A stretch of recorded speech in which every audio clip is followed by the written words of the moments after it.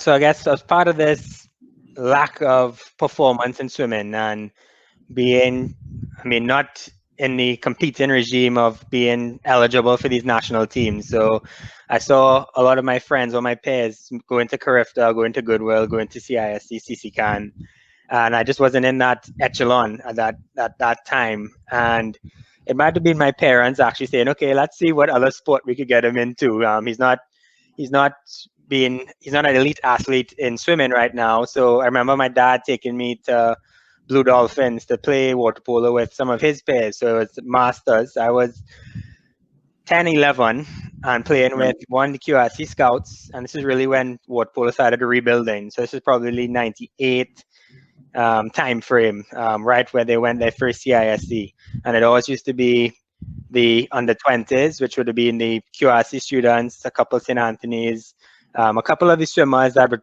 making that transgression, and the true masters water polo players. So my dad, Alan Tofu, Horace Govaya, to name a few, and a couple of them. And it was really fun times. I mean, we used to train once a week. I used to go every Saturday with my dad. And then out of that, eventually, Tiger Sharks Water Polo Club formed, and that took us to a 3-day a week. And I guess from there, I actually made my first national team, which would have been to 2002 CISC, where that would have been an under 20 team. I was probably 12 at the time. And then the following year with CAC Games, I was 13, and that would have been an open national team. So I was very young coming on to the senior circuit. So 13 years old, now playing against people 30 years old, getting muscled around, I would say. So while you were on the water polo national team, you hadn't made the first swim team as yet? No. Ironically, my first national swim team was Pan American Games in 2003. So I really started at the top of my swimming performances as my first team. I remember trying to qualify for Goodwill probably in my, whatever the last year was. I think it was 15 to 17 or 13 to 14, winning the 200 meter free in trials, but then not making the team. If you recall, Goodwill used to be more a sprinters meet, all the short distances. And up to now, I mean, I still haven't developed those fast twitch muscles. Sprinting was never really for me. I always used to compete, and where it really used to make my name in swimming was all these long events. A lot of the events that people used to shy away from, the mile, the 200 fly, the 400 IM. Even did some national teams in 200 breaststroke, just because it was conditioning. I wouldn't say the natural talent and was there. It's more the tenacity and just putting your head down and doing the work and really trying to out-train people to really make it onto the scene. I did have a time where I could have probably chosen if I wanted to go swimming or water polo, and that would have been probably one meet before that Pan American Games. That would have been probably a CISC, where or Carifta. I still decided to choose the water polo route. It's where I was the last years before that, a couple of years before that, and we won gold in that Carifta. So you would say, would you say water polo helped you swimming? Definitely. I think it kept me in the sport. It kept me in aquatics. Without water polo, I don't know, maybe would I have kept my head down in swimming? I mean, I switched my view of when I was playing water polo. Okay, let me swim to make me a better water polo player. I was always known in water polo as the one that would go up and down, play all game, never needed a sub. I was the engine essentially to just go up and down the pool. I was never a big goal scorer early in my career. I don't know. I guess it's swimming. I was just this lanky frame, not really.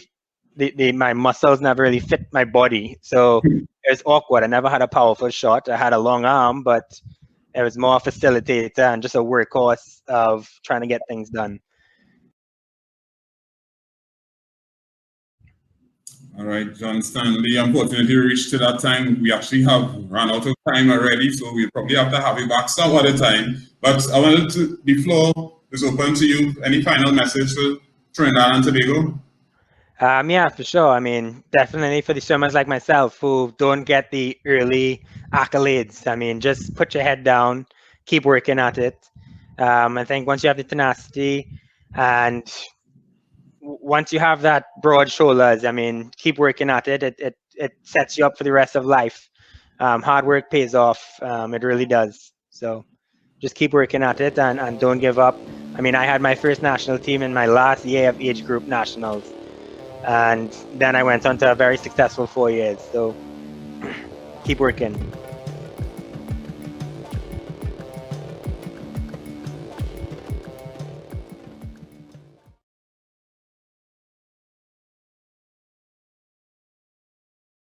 Well, I think water polo was something I entered QRC in '95, and water polo was something that Lawrence McDowell, the scout coach at that point in time, Right. did. So if you were on the scout, if you were a scout, you were on the swim team for the school for QRC, and then you played water polo because he wanted you in the pool as much as possible. So it was part of my secondary school experience, and then by 98 or 99, I really fell in love with the sport, you know, when I was maybe around 13 or 14. And I was kind of balancing the two, doing swimming national teams. I think my last swimming national team was 2004, but between 98 and 2004, I would either be on a swimming national team or a water polo national team, you know, depending on if they allowed me to. I remember in 2000 they stopped allowing us to do both Right. swimming and water polo, you know, which was I think there is an opportunity to, because I think one complements the other, you know, Correct. the fitness and everything else. So, but that was my experience all the way up until the time that I went to university. And in university, I kind of specialized in water polo only. So I played for 4 years in Atlanta, Georgia, Georgia Tech. And during that time, I played in the Southeast Conference, made a couple All-American teams, and I really got entrenched into the water polo. And then my transition back home in 2006 after I graduated, that's when I entered into the senior national team. And that started my pathway up until, because I had these aspirations before that I wanted to go to the Olympics for water polo. You know, small island, Yeah. only 1 million people. But I thought that was an aspiration. That was always in the back of my head. You know, that Right. let me make it to the Olympics for water polo. That was the aspiration. So that was a little bit of the piece there. Mm-hmm. So now this is the part that I don't get totally, right? When did you start to do judo? So what happened is I came back from university, and one of the major things that I wanted to do was obviously take water polo in Trinidad and Tobago as far as it possibly can go. And I kind of committed to that for almost 5 or 6 years straight. We Right. qualified, and for the first time, Trinidad and Tobago, we won matches at Central American Championships. And for the first time in 2010, we qualified for the Pan American Games. Now, the Right. Pan American Games are the one step below the Olympics, and they are an Olympic qualifier in water polo. And I had this idea, this dream in my head that finally, after 10 years, we're finally going to get an opportunity, maybe not to go to the Olympics, but to try qualify Right. for the Olympics, right? And unfortunately, with how things go in aquatics in 2011, we did not get the opportunity, even though we qualified because of whatever, I don't want to get into that. And I remember being disheartened, disappointed, and I said, I want to do something else. And I retired from water polo. I retired from aquatics. I'm like, hey, what? I'm not doing this anymore. And in 2011 into 2012, I picked up judo. And I remember, Now, I want to explain. Pick up judo as in do it for the first do time. it for the first time. Yes, I didn't do judo You before. did any other martial arts? So I did. So in 2007, I had started karate just as a cross training, but I started it as an adult, and I used to do karate to in the water polo off season to stay in shape. But it was Right. not. I started it after I finished university. All my martial arts journey started after I finished university. I never did it as a child or as a young adult. So I did it as something that I'd always wanted. You know, everybody wants to be a black belt. So I was thinking, and I did a martial art that was absolutely different than judo. I did karate, so Right. it was punches and kicks, not throws. Judo's a throws and choking, you know. And so the first time that I started grappling was in 2011 and 2012. And yeah, so it was the first time. And I think, you know, a lot of people ask, how did I make the transition? How did I make it so quickly? I think that a foundation in swimming and water polo kind of prepares you for the rigors of any other sport. You know, I always found that if you lose in the pool, you drown. You know, that, and, you know, the worst thing that can happen to you in judo is they throw you on your back, you know, and if you know how to fall, you fall. So I kind of took that attitude. And when I entered my first national championship, and I remember I had 7 matches and I won all 7. I won, so as a yellow belt, I won my first national championship in 2012. And I asked the coach immediately, I was like, how do you go to the Olympics in this? You know, so he, I remember my sensei Mark Litrian, he kind of laughed it off and told me, Chris, you require a black belt to do this, and you're a yellow belt now, right? So I thought, okay, how do I get a black belt? And he's like, Chris, it takes 8 years. I'm like, I don't really have that much time. I want to make the Olympics by 2016. So they didn't quite think that I had the timing right. So they thought maybe 2020 was my year, because I was talented and they knew that I was athletic, etc. And obviously with my background at high level sports, water polo, swimming, etc., I was able to kind of focus on that for judo. Right. And then you know, I you know, life kind of comes into play. I got an opportunity to go to Scotland for work, and that took me to train with the Scottish national team and the British national team. I won some competitions across there, and then a year and a half later, Trinidad recognized, oh, wait a second, this guy's legit. And